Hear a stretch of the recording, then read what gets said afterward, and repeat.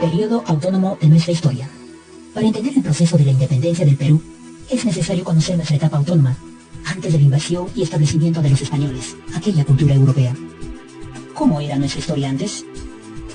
Caral, la ciudad más antigua de América, ubicada en Lima. Chavín, cultura matriz del Perú. Culturas con gran dominio tecnológico, majestuosas, el Tahuantinsuyo.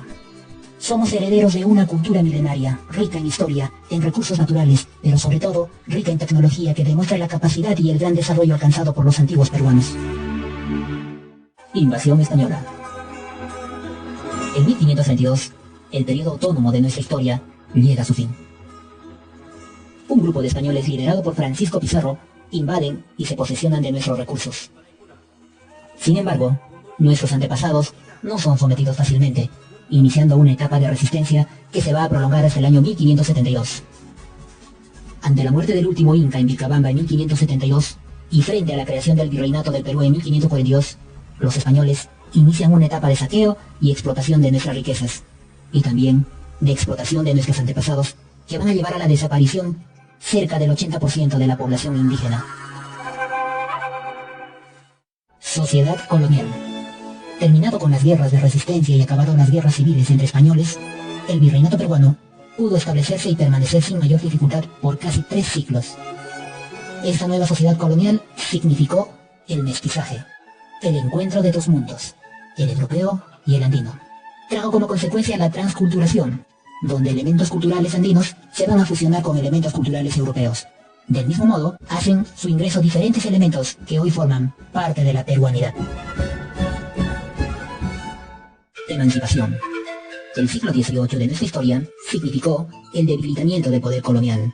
En España se van a producir muchos cambios desde la llegada de los Borbones al poder, que se van a plasmar en sus colonias con las reformas borbónicas, es decir, cambios drásticos en la sociedad colonial, principalmente de tipo económico, debido a la poca producción de la mina más importante, la de Potosí. Estos cambios generaron la agudización de la explotación hacia los antiguos peruanos, más impuestos, obligándoles a comprar objetos inútiles, llevándoles al endeudamiento. Es en ese contexto en que surgen los primeros movimientos rebeldes, la de Juan Santos Atahualpa en la Selva Central, y la más representativa, la de José Gabriel Condorcanqui, Túpac Amaru II, en el Cusco. Este movimiento revolucionario buscó expulsar a los españoles de nuestro territorio, convenciendo a los andinos de que un cacique era la personificación del Inca. Las consecuencias de su rebeldía van a superar sus expectativas.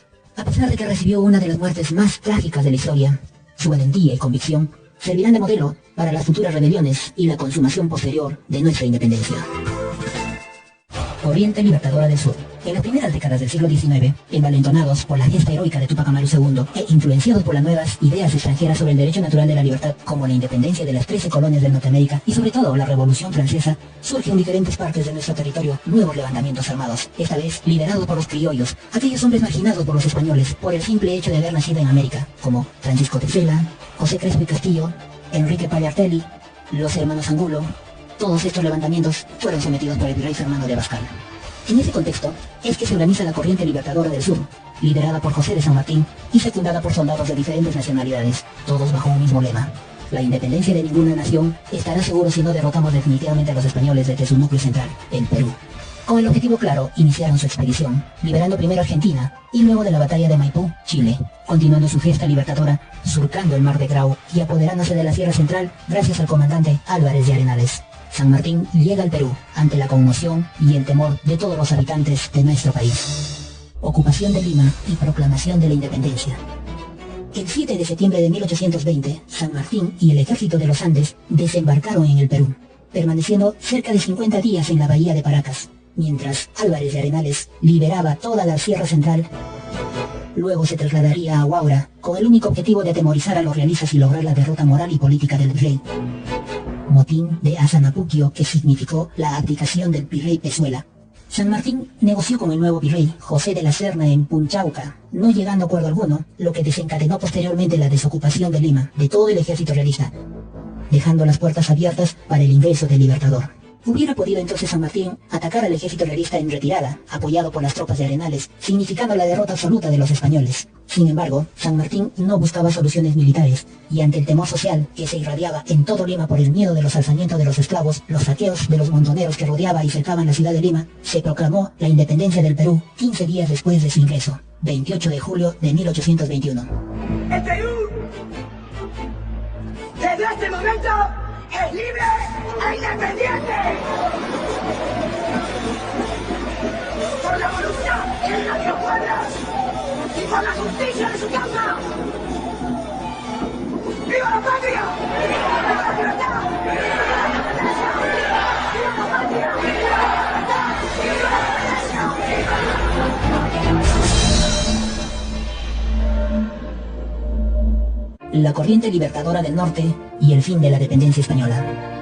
La proclamación de la independencia del Perú en 1821 no significó la derrota definitiva del ejército realista. Ante la inacción de José de San Martín, las tropas realistas al mando de José de la Serna buscaron nuevamente tomar el control, desde la Sierra Sur y centro del Perú, donde se reagruparon y fortalecieron. Muchos fueron los fracasos de San Martín desde su inacción militar hasta su proyecto monárquico para nuestro país, lo que llevó a su impopularidad y al fin de su protectorado con su renuncia. El control político y militar del Perú quedó en manos del nuevo Congreso de la República desde 1822, quienes organizaron campañas militares para acabar con los realistas, destacando valerosos peruanos como la figura de José Olaya. Sin embargo, la frágil clase criolla solo provocará una anarquía en el Perú. El fracaso fue inminente, no quedando otra alternativa que convocar a otro libertador. Simón Bolívar, después de liberar Venezuela, Colombia y Ecuador, llegó al Perú en septiembre de 1823, en medio del caos político y militar. Acabando con la anarquía y asumiendo el control absoluto, organizó la campaña final, que se ejecutó primero en Junín, donde gracias al apoyo de jinetes del norte, que posteriormente fueron denominados húsares de Junín, lograron hacer retroceder a los realistas, y la victoria definitiva se trasladó a las pampas de Ayacucho.